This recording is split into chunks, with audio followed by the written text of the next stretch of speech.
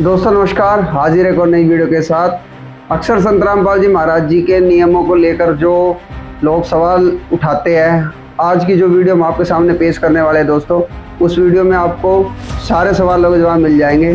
तो संत रामपाल जी महाराज जी के नाम उपदेश लेने से पहले जो 11 नियम है वो कौन कौन से है और क्या है, और उन नियमों के पीछे की जो वजह है वो क्या है। साथ में क्या संत रामपाल जी महाराज जी से नाम उपदेश लेने का कोई चार्ज लगता है या किसी बात का पैसा लिया जाता है। तो आज की इस वीडियो में दोस्तों ये सभी डाउट बिल्कुल क्लियर होने वाले हैं। तो आप सभी से पुनः निवेदन है कि वीडियो को अंत तक ज़रूर देखें दोस्तों। और इसके बाद एक वीडियो और आने वाली है एक अज्ञानी के ऊपर, उसकी भी अज्ञानता का पर्दाफाश करेंगे। लेकिन उससे पहले आपसे निवेदन करेंगे कि इस वीडियो को ज़रूर देखें और अपने जितने भी डाउट है संत रामपाल जी महाराज जी के नियमों को लेकर उनका समाधान करवाएं। तो चलो दोस्तों देखते हो वीडियो।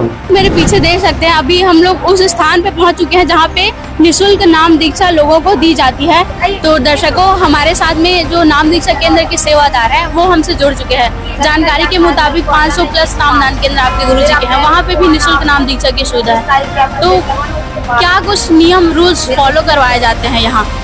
संत रामपाल जी महाराज से जो भी कोई व्यक्ति का नाम दीक्षा लेता है तो प्रथम नाम लेने के लिए उसे 11 नियमों को फॉलो करना होता है। जैसे कि हुक्का, शराब, मांस, तंबाकू, बियर, सिगरेट, हुला, सूंघना, सुल्फांडा, अफीम, गांजा, अन्य किसी भी नशीली वस्तु का सेवन नहीं करना होता, न किसी को लाके देना होता है। किसी प्रकार के मंदिर या मस्जिद या धार्मिक स्थल पर स्नानार्थ या दर्शनार्थ नहीं जाना होता। यदि किसी की मौत हो जाती है तो उसे फूल आदि नहीं उठाने होते। मैम, अपने मंदिर मस्जिद का जिक्र किया, वहाँ पे भी जाने से मना करते थे, स्नान से भी मना करवाते हैं, ऐसा आपने अभी कहा। तो वहाँ पे जाना तो अच्छी बात है ना, लोग श्रद्धा के नाम से वहाँ जा रहे हैं, क्यों मनाही है वहाँ?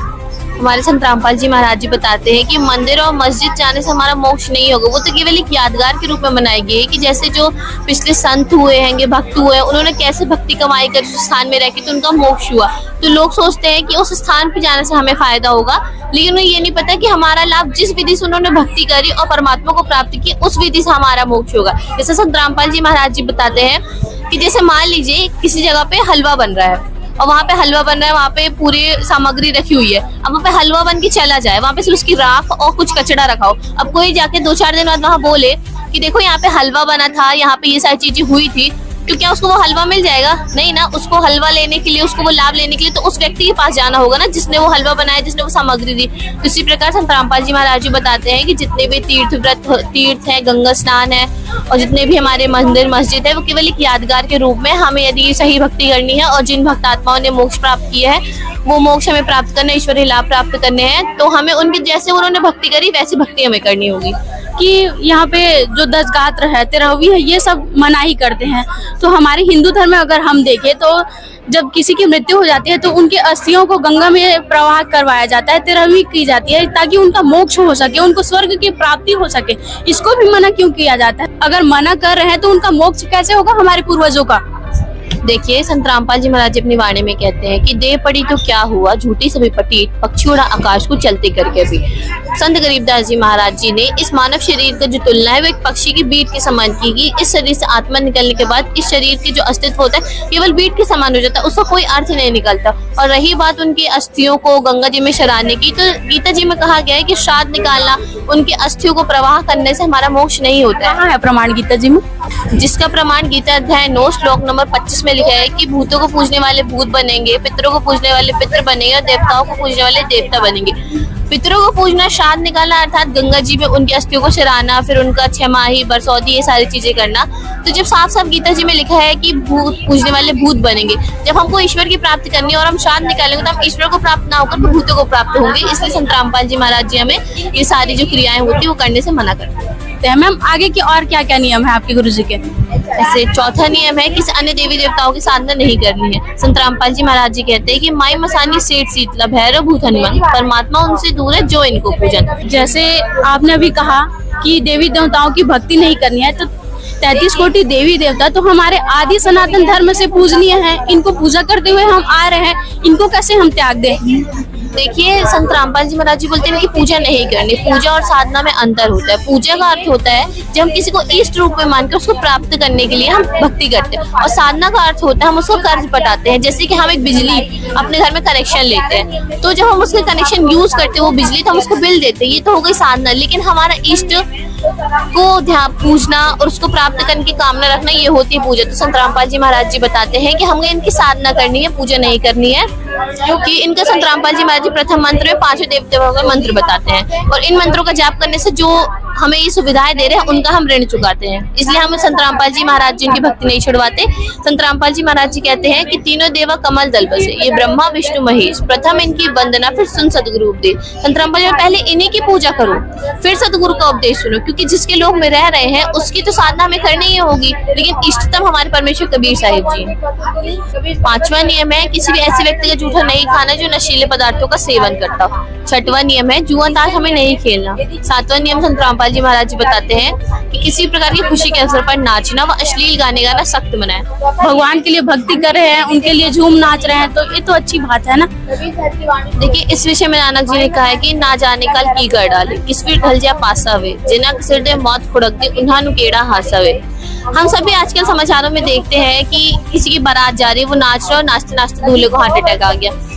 ऐसी कितनी सारी घटनाएं हैं। तो इस मानव शरीर का बिल्कुल क्षण भर भरोसा नहीं है। जिस समय हम नाच गाना कर रहे हैं उसी समय हम ईश्वर की भक्ति कर ले कि यदि वो हमारा अंतिम समय है तो अंतिम समय ईश्वर को याद करने से हमारा मोक्ष होगा, हम उस ईश्वर के लोक को प्राप्त होंगे। और संत रामपाल जी महाराज जी बताते हैं कि ये पश्चिमी सभ्यता को अपनाते हुए हम सभी नाच गाना करते हैं, वरना प्राचीन काल में पहले के समय में राजा महाराज लोग वेश्याओं को बुलाते थे नाचने के लिए, और जो स्त्रियां रहती थी, घर के लोग रहते थे, वो घर के अंदर रहते थे। तो वर्तमान में हम क्या कह सकते हैं, जो नाचते हैं वो गलत चीजें होती है, ये हमारे समाज को बिगाड़ रही है, और जो भक्त होता है उन सबको ये सारे विकार नहीं करने चाहिए। इसलिए संत रामपाल जी महाराज जी सारी चीजों के लिए मना करते हैं। मैम आगे के नियम बताइए। 9वां नियम है अपने गुरुदेव के आगे के बिना घर में किसी प्रकार का हवन यज्ञ धार्मिक अनुष्ठान नहीं कराना है। परमात्मा जी कहते हैं गुरुबिन यज्ञ हवन जो करे मिथ्या जाए कबू ना फली, गुरुबिन होम यज्ञ जो साधे औरो 10 मन पातक लावे। ये है हमारे गुरु जी का 8वां नियम। 9वां नियम है ना दहेज लेना है ना दहेज देना है।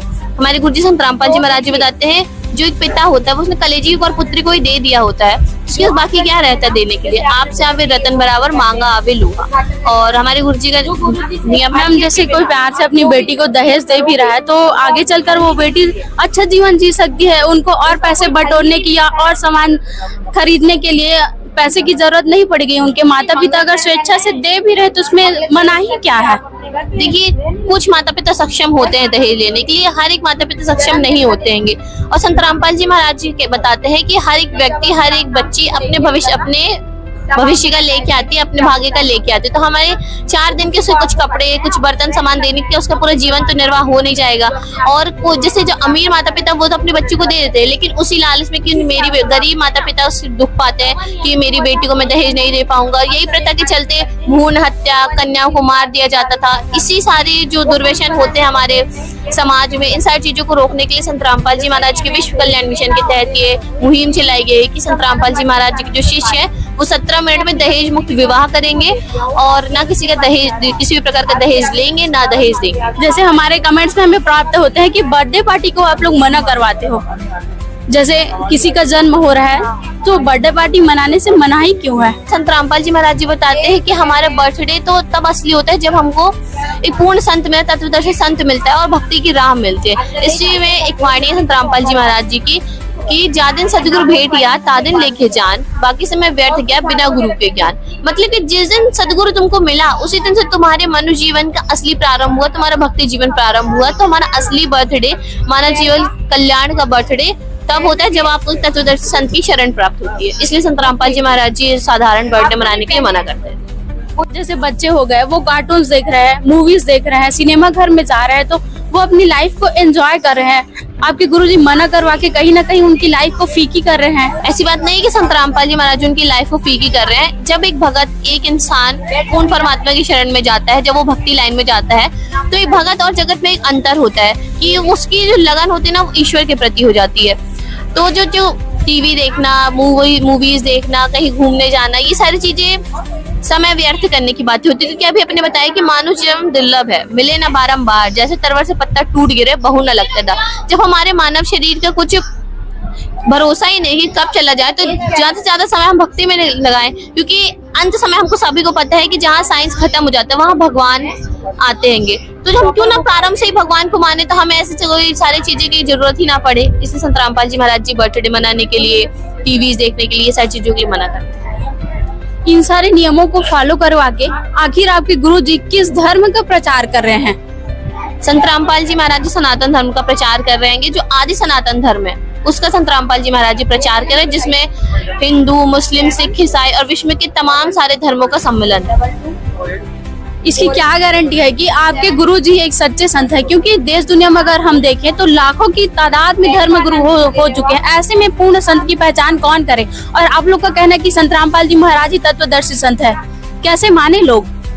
देखिए, हमारी जो गीता जी है उसमें भी प्रमाण है कि तत्वदर्शी संत वही होगा जो इस संसार रूपी उल्टे लटके पीपल के वृक्ष को जड़ से लेकर के पत्ते तक बता देगा। और तो संत रामपाल जी महाराज जी ने प्रमाणित करके बताया कि अक्षर पुरुष एक पेड़ है, निरंजन वाकी डार, तीनों देवा शाखा है, पाद रूप संसार। किस श्लोक में है ये गीता जी के? अध्याय 15 के श्लोक नंबर 1 से 4 और 16 और 17 में देगा, जैसे यहाँ पे लिखा हुआ है। देखिए, ये संसार रूपी वृक्ष का उल्टा लटका हुआ पेड़ है, जिसमें संत रामपाल जी महाराज जी ने बताया कि अक्षर पुरुष एक पेड़ है, निरंजन वाकी डार, तीनों देवा शाखा है, पात रूप संसार। ये आप देख सकते हैं, ये पूर्ण परमात्मा परमेश्वर कबीर साहिब की जड़ है, और ये अक्षर पुरुष रूपी तना है, और ये डार है कि अक्षर पुरुष, और ये तीनों देवा शाखाएं, और ये पात रूप संसार, ये हम आम संसार है। इसलिए संत रामपाल जी महाराज जी ने प्रमाणित करके बताया है। इसलिए आज हम कह सकते हैं कि संत रामपाल जी महाराज जी वर्तमान में पूर्ण संत है, तत्वदर्शी संत है, जिनके शरण में आके भक्ति करने से हमारा मोक्ष होगा। दर्शकों, इनके द्वारा अभी पूर्ण तत्वदर्शी संत की पहचान भी बताई गई। साथ ही साथ में अब हम इनसे जानने का ये प्रयास करेंगे कि आखिर यहाँ पे निःशुल्क नाम दीक्षा दी जाती है, ये कहने मात्र की है कि पीठ पीछे पैसे भी लिए जाते हैं? क्योंकि अन्य धर्म गुरुओं की अगर हम बात करें, अन्य संस्थाओं की अगर हम बात करें कि बिना पैसे लिए उन लोग नाम दीक्षा देते ही नहीं है।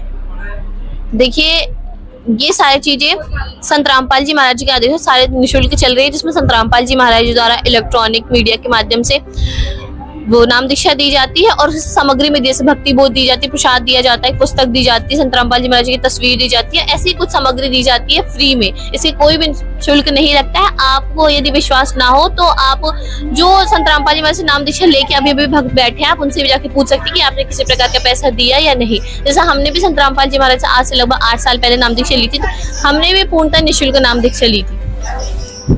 मैम, अगला जो हमारा सवाल ये है कि किसी न किसी धर्म की अगर हम बात करें तो अंततः कुछ न कुछ तो गुरु दक्षिणा के रूप में लेते ही हैं। जैसे हम महाभारत की अगर बात करें तो एकलव्य ने अपना अंगूठा दिया था गुरु द्रोणाचार्य जी को गुरु दक्षिणा के फलस्वरूप।